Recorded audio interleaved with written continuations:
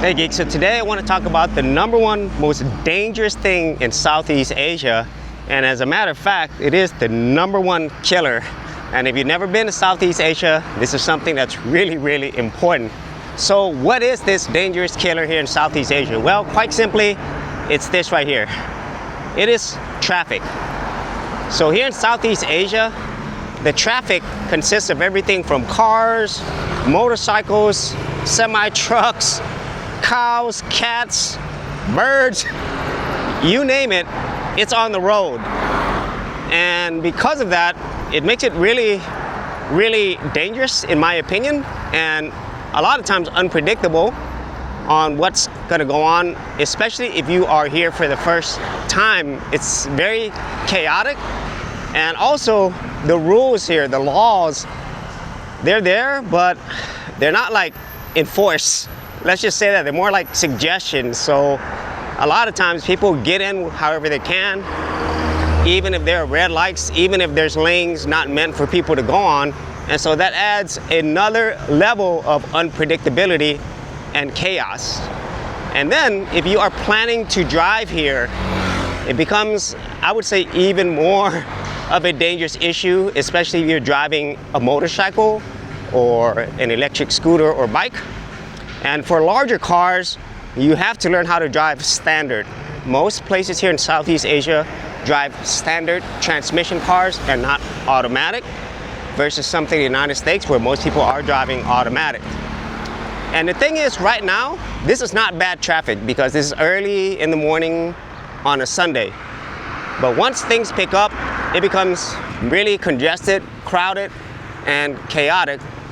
But somehow, this chaos works, because over time, as you're here longer, what was once really dangerous becomes normal. And for most places in Southeast Asia, that's kind of what I've experienced. It's very similar, although there's different levels of traffic and laws. But I have grown to get used to it, and I do know how to drive both a larger car and standard, and also motorcycles and scooters, because I kind of had to. So I kind of was forced into it, and it was a very scary experience. And even though it's become more normal, I'm still, honestly, very cautious, let's just say that, and nervous whenever I'm driving, because you never know. You never know here. And if you actually look at statistics across Southeast Asia, the #1 killer of people are these accidents, these traffic accidents, mainly with motorcycles, because it doesn't take much for these larger cars to just hit a motorcycle and then for somebody to get seriously hurt. Which leads to another thing. If you did decide to come to Southeast Asia and then you wanted to drive, what about health insurance? Well, for the most part, health insurance or medical expenses are a lot less expensive than the United States. I mean, it's just absolutely insane how much less that you have to pay. So I think for most people coming in general, you could typically pay out of pocket. I've been to hospitals where I got a checkup, medication, follow-up exams, all for around $100, whereas in the United States that would have cost me thousands of dollars, even with insurance. But I do still purchase travel insurance. I use Safety Wing as my travel insurance provider, because if you do get into more serious accidents, like a serious traffic accident, then having some type of insurance would definitely help pay for costs, especially if it's serious and you have to be in the hospital for multiple days. But for the most part, if you're just visiting, just basically have some money aside, just in case something happens and you have to pay out of pocket. And then other than that, I think this is a very eye-opening experience for me whenever I first came. And then as I started learning to drive in these environments, I just kind of got used to how things work and, just adapt to it. And now I really do love being here.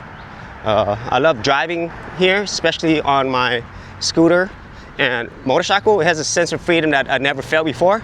but I'm always cognizant and aware that I need to pay attention to my surroundings. And in the end, it's actually made me a much better driver than I ever have been before.